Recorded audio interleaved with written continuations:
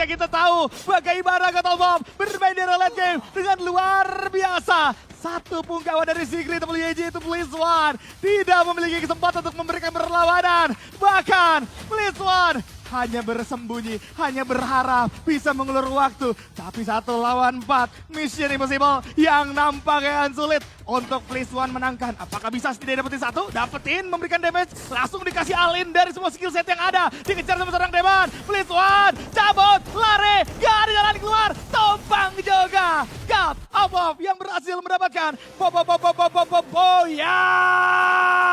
Ya itu ketika BlizzOne sisa sendirian tuh momennya kayak nyari 1 orang 4 player itu masih ada kesulitan gitu. Tapi Ya. pada akhirnya ketahuan, skill semua dilempar, Nero, combo sama si Mako tadi kan sudah kelihatan kita di skill skate di game sebelumnya tadi. Ya.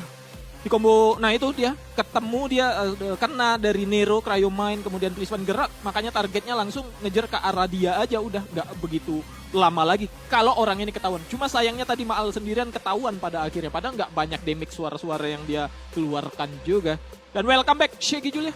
Yes, terima kasih Bung Surya Dharma dan juga King Kodok. Kita melihat bagaimana God of War bisa mendapatkan Booyah adalah ketika fight terakhir dari WAG dan juga God of War itu yang komit cuma berdua tadi yang gue lihat ketika di momen-momen terakhir duanya tertahan di belakang karena tahu masih ada seorang Maal di arah belakang. Jadi duanya nggak ikut komit juga barengan sama 2 player WAG yang lain. Dan akhirnya yang ngebuat God of War semakin mudah lagi untuk memberikan serangan balasan. Dan kalau kita ngomongin RRQ Kazu, kita lihat tadi bagaimana RRQ bisa survive akhirnya di hashtag ketiga 17 kill harusnya jadi 25 poin ya.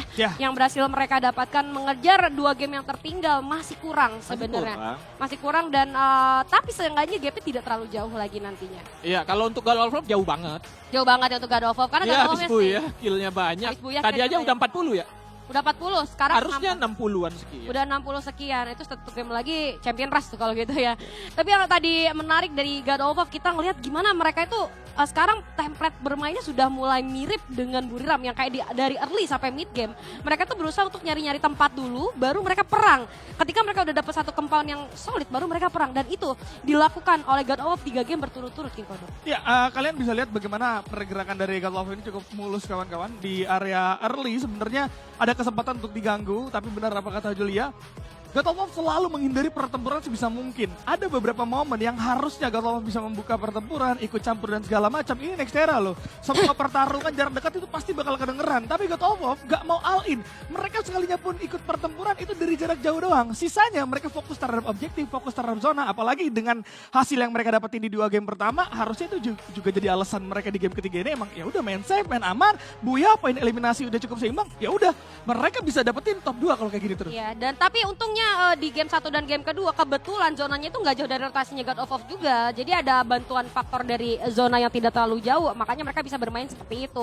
Dan kita juga ngelihat kan gimana damage nggak terlalu banyak tadi di game sebelumnya cuma dari seorang Dian aja yang tinggi gitu. Ya, kalau menurut aku juga ditambah mereka itu adalah hari pertama main di minggu ketiga. Jadi dia ngebaca hasil kemarin. Ya. Kemarin itu benar-benar dicatat sama mereka datanya seperti apa, diolah, dikurangi itu tim-tim yang lolos, Bigetron udah lolos, ini udah lolos. Karena mungkin aku rasa permainannya akan seperti ini. Kalau kalian nyimakin dari minggu pertama sampai hari ini, ya tim-timnya akan seperti ini aja. Heavy sibuk di atas sama Argon gitu. Yang bagian bawah seperti ini, Buriram akan seperti ini, Avida Heavy, RRQ akan seperti ini. Pinternya God of War, datanya dapat semua dari kemarin, diolah, dieksekusi hari ini dan berhasil. Betul. Itu sih udah ngebuktiin ya, 2 game dia dapetin Booyah. Itu udah ngebuktiin dia ini benar-benar ngolah data selama liga berjalan. Iya, ngolah data dan seperti yang tadi Bung Surya bilang, rotasi-rotasinya tuh udah dibaca Dibaca sama mereka. banget. Jadi mereka tahu nih jalur rotasi mana yang bisa mereka tempatin, posisi di mana yang akhirnya mereka bisa pilih gitu kan. Dan kita ngeliat hari ini juga Buriram mainnya ternyata tidak menghasilkan poin yang bagus buat mereka sebenarnya. Kalau dibilang flop-flop banget enggak, tapi kita nggak ngeliat eksekusi finishing yang bagus dari mereka loh dari tadi. Ya. Mereka mungkin di early nggak ada yang ganggu. Biasanya Buriram kalau dari early nggak ada yang ganggu, mereka rotasi cepet, tapi di beberapa momen kita lihat hari ini mereka rotasi cepet cuma sampai mid game aja, habis itu selalu ketahan entah itu sama tim Thailandnya sama tim Vietnamnya. Kita akan melihat terlebih dahulu untuk highlightnya, ada momen di mana RRQ di sini main early-nya oke banget bisa gue akuin. Memang dengan memasukkannya seorang ras seperti prediksi kita, mereka ingin bermain dengan poin eliminasi yang banyak, mungkin